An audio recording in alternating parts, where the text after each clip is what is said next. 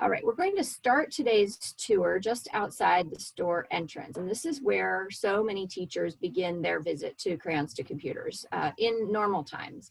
And what I'm going to do in our conversation today is ground my comments in what's normal and point out the things that have changed as we go along. Crayons to Computers exists to level the playing field in the classroom by providing students in need the tools to succeed in school. According to the US Census Bureau, and during normal times, nearly 45% of children in the city of Cincinnati live below the federal poverty level. And across our region, nearly 20% of children live in poverty. We know that when families struggle to pay rent and to buy groceries, that school supplies fall to the bottom of the priority list. Crayons to Computers was founded in 1997 in a corner of the Free Store Food Bank warehouse. And in those early days, Shannon Carter and Dick Beer were instrumental in our founding, and they worked together for many years afterwards. In 2004, we moved to this space, which is at 1350 Tennessee Avenue, just off the corner of Reading Road and Tennessee Avenue in Bond Hill. The Teacher Free Store is our flagship program, and the schools and teachers at these schools that are eligible to shop are coming from schools where 60% or more of the student population benefits from the USDA's free and reduced lunch program. With more than 450 K through 12 schools and preschool programs and more than 11,000 teachers eligible to shop, Crayons strives to serve nearly 114,000 children in need from preschool through the 12th grade across 16 counties in the greater Cincinnati area. In normal times, teachers check in at these two stations where Stephen is showing us right now, and normally teachers can shop up to 10 times during the school year.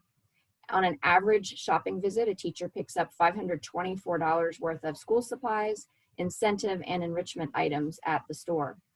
Now, as you've been watching from the doorway, you've been able to see some of the safety modifications that we implemented during COVID, including the plexiglass here at the check-in station. There were some feet stickers on the floor. We have a sanitizing station. And of course, there was a sign by the door that indicated some of the health and safety precautions. Stephen's going to show us the shopping cart corral here in a second. And as you pan over the carts, you'll be able to see that we have a sponsor of the month program that helps to support the operations of the free store. Now, just a moment ago, I described the qualifying schools protocol for Crayons to Computers, but I wanted to mention also that Crayons developed a strategic focus a couple of years ago, and our focus is on schools that have the combination of the highest levels of need with a special emphasis on the youngest learners, those being children in preschool through third grade. This strategic focus reflects the importance of two pivotal milestones in the educational continuum: kindergarten readiness and then reading on grade level by third grade. These milestones have been part of the greater Cincinnati region's larger community conversation. And as a part of that conversation, the Strive partnership focuses on the success of our children, identified these milestones and said that a child who can't read at grade level by third grade is 4 times less likely to graduate from high school. But if that same child lives in poverty, the child is 13 times less likely to graduate. So both kindergarten readiness and third grade reading are key ingredients to future academic success. Now, Stephen just showed you our display of backpacks here in the store. This is kind of, this whole wall that extends down to the left here is where we would normally have purchased product available. The backpacks, we receive a grant each year to purchase these backpacks, and the grant comes from the Hale US Bank Foundation. But as Stephen goes down the aisle, where you see these blue pegboards on the right, normally this would all be stocked with core product. And when we say core, we're talking about the things that are on kids' back to school lists in August, including filler paper, pencils, crayons, markers, scissors, notebooks, pocket folders, etc. Crayons to Computers receives donated product through our Push for Pencils back to school supply drives and through other sources throughout the year, but the product donations that we receive are not sufficient to meet the need. We know that our programs are essential because we know that teachers routinely spend $500 to $1,000 out of their own pocket every single year to purchase basic supplies, which of course are consumable, so they don't last long. So what we do at Crayons to Computers is we augment the donated product that we receive, and we actually purchase core product every year in order to round out what's available and attempt to ensure that we always have this product available for teachers when they come to the store. Well, right now, as you can probably see, the store looks quite a bit different from the way it usually does. And that's because of COVID-19, and Crayons need to pivot and pivot again to adjust to the changing environment over these last, hard to believe, 9 months now. In the spring, during the shutdown, we made bulk distributions of product directly to schools and responded to special requests from teachers. During the final 10 weeks of the last school year, we distributed more than $330,000 worth of product and comprised of 76 different items given to 65 different schools. For August, which is typically our busiest shopping time of the year, we sometimes will describe it as like Black Friday every day for 2 to 3 weeks of August. We thought that probably wasn't prudent to operate as business as usual this year. And so we built kits of basic core supplies and distributed those along with other items to teachers through an appointment only drive-through distribution in our parking lot. Then we shifted to reopening the store, and we successfully welcomed preschool teachers for by appointment shopping. But after 3 days of the store being open at the end of September, Hamilton County went red, and our operating guidelines required us to close the store. So today, the store looks a little bit more like a warehouse. In reality, it is a staging area, as we have been taking online orders for pickup here at our location, and we've been doing that since October 26th. Within about the first 18 hours of the launch of online ordering, we had more than 340 orders, and we continue to learn from and refine this brand new process for us and for our teachers, but clearly it's much needed and very popular. Well, now we are in the Crafts with Conviction corner of the store. Again, it doesn't look like it normally does, but this is a program that began in 1998. So within about the first year that Crayons existed, the organization received a phone call from the Ohio Department of Rehabilitation and Correction asking if there were any community service projects that inmates at local prisons could do as a part of the rehabilitation side of things. From that phone call, we began a partnership with, at this point, 16 prisons and juvenile detention facilities across mostly Southwest Ohio. And we have anywhere between 60 and 65 products produced and distributed annually with a value, as you can see here on the sign, of about $1 million of supplies created. And so Stephen has shown you a couple of things. We have puppet sets. There are some prisons that have sewing machines so they can do these types of items, and also aprons and tote bags, which are absolutely adorable and very popular. We have flashcards, we have shape journals, which is what you're seeing here, cutouts of different types for art projects and bulletin boards. And then typically there would be a whole range of math and language arts manipulatives, many of them made with clean bottle caps donated from Valvoline and various places. Everything though in the store is donated in one way or another. We talked about the core product a few moments ago, which is purchased as a result of financial donations to the organization, but most everything else in the store is an outright in-kind donation. And so what you're seeing here are some of the things that we have on a regular basis. This particular wall of shelves is miscellaneous. And so you can see the kinds of things that we get. A lot of these are coming from individuals and from offices. If someone's transferred to a new location, sometimes a company will box up the things that are not personal items and donate those. And so they come out into the store as miscellaneous items. Just as a side note, because of the pandemic, within the last week and a half, we've stopped receiving individual donations because these items are very difficult for us to distribute right now. This is not something we can put online. So we've slowed down the spigot of bringing things in because the spigot on the outflow end has not been working as it usually does. But also in this corner, you'll see a lot of used books. And we get lots of donations of used books from half-price books, from the Friends of the Library, as well as from individuals. And right now they are staged in bundles of 5 books for distribution online. So a teacher can order a sort of general age group. So you see the pre-K, first grade to third grade, fourth to sixth, and seventh to 12th grade books. They can order bundles of books, and so the whoever's packing the order will just grab a bundle. And so it's a little bit of a mixed bag, but it gives teachers things that they desperately need to get to their students. We also have a partnership and receive educational materials, and have for many years, from Clever Crazes for Kids. That's what you're seeing on this shelf: binders, backpacks, pocket folders, stickers, various types of incentive items. And we will receive educational products from Flipside Products, which is a company in the education space located here in Cincinnati. Stephen's walking across the store to show you a small display of some other items that are the kinds of things that we get donated. So you will also see hygiene products from Procter & Gamble. We've been invited to request hygiene products for the last couple of years, which is much needed and much appreciated. If you think about kids who are living in poverty, you can imagine that hygiene items are not necessarily also going to be at the highest priority, but clearly needed. The educational items you've seen there from Clever Crazes as well. PNC Grow Up Great materials are shown here, as well as a poster that shows some of the books that we were able to purchase with a PNC Grow Up Great grant, and those are for preschool children. And then through our partnership with the Kids in Need Foundation and being a part of its resource center network, we receive donations from Staples through their reverse logistics program, which is a fun euphemism for the returns.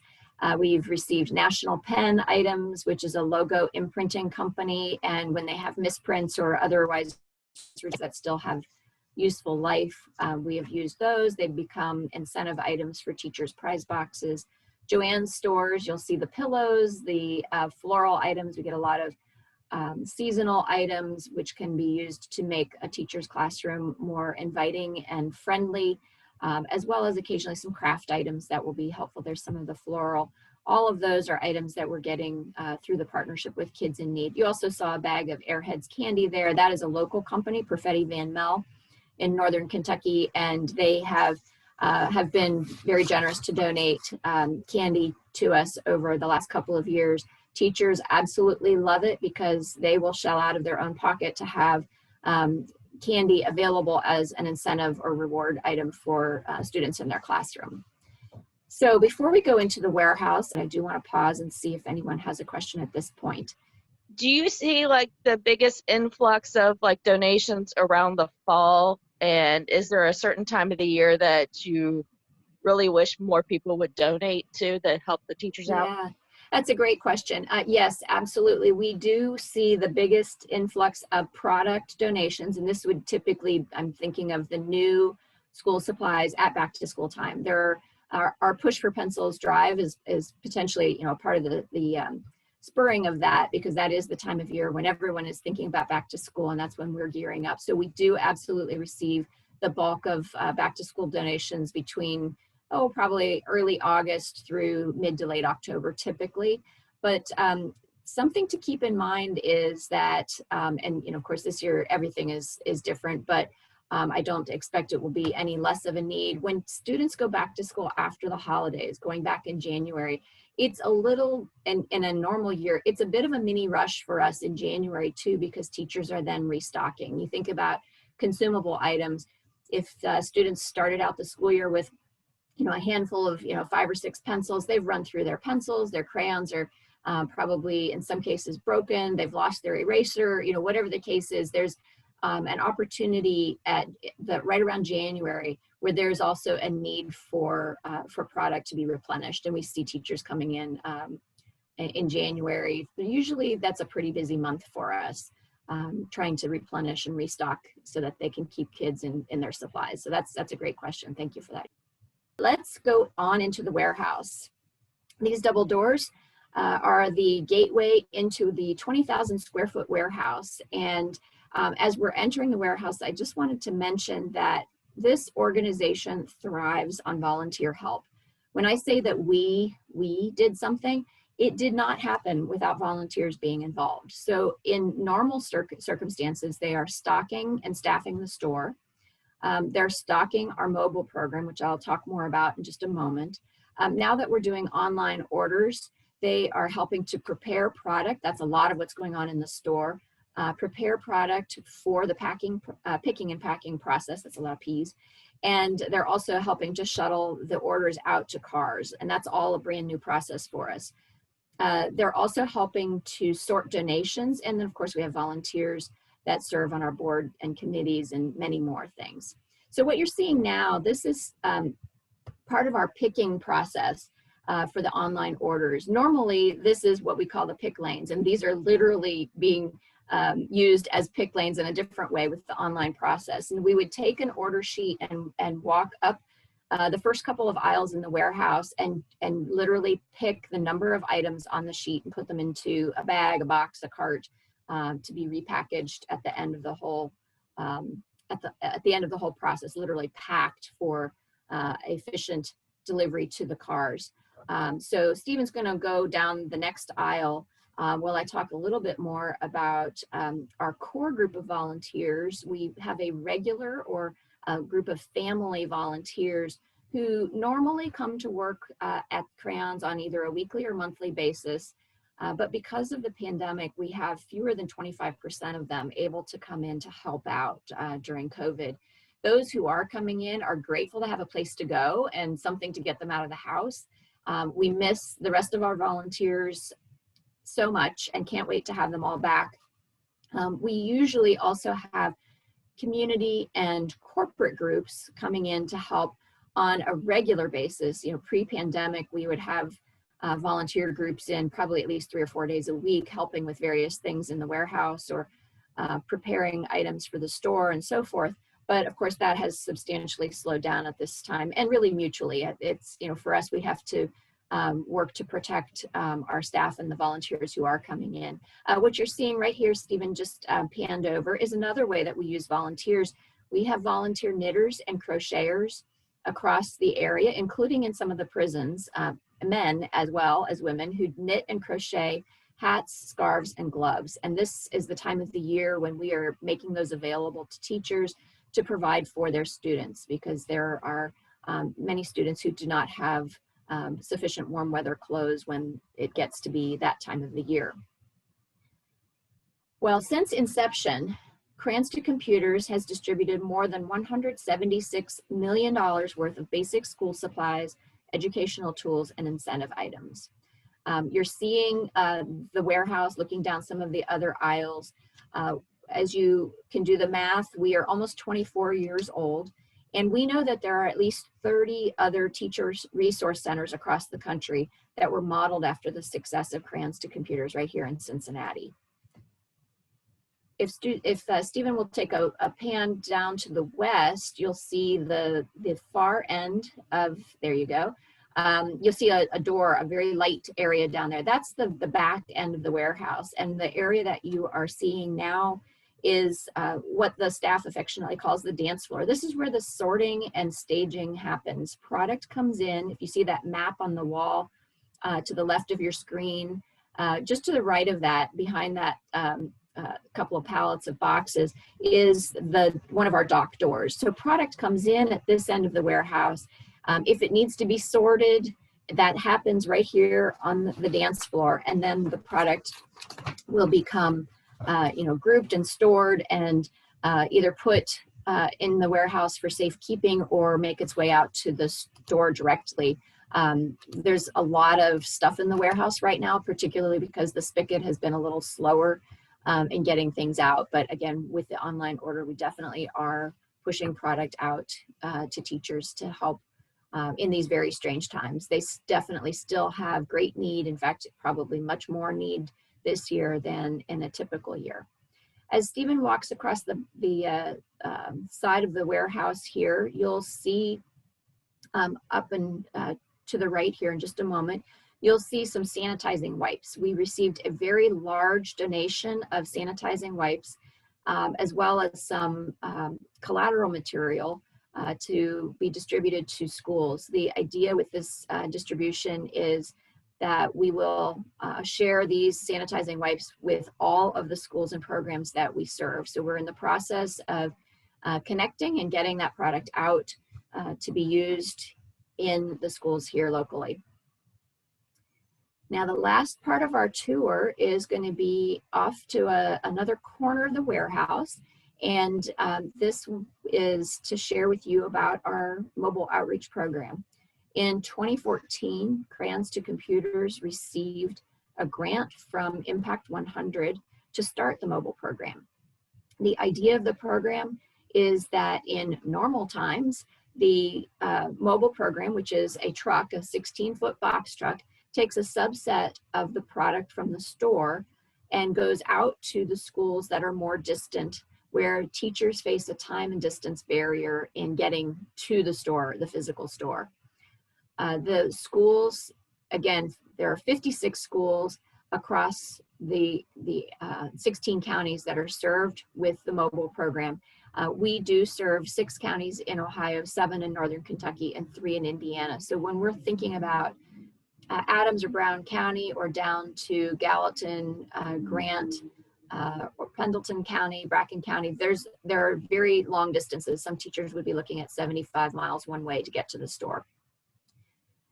The idea normally would be that at least once a year, teachers would have an opportunity to sort of shop on the box truck. But this year, with a pandemic and social distancing being necessary, you can't socially distance on a 16-foot box truck. And so what is happening this year with mobile is primarily orders are being placed online by these teachers at these schools. And John, who you see here making boxes, is our mobile coordinator, and he is basically delivering those to those schools that are farther away. And his program will make 2 visits to each of those 56 schools this year.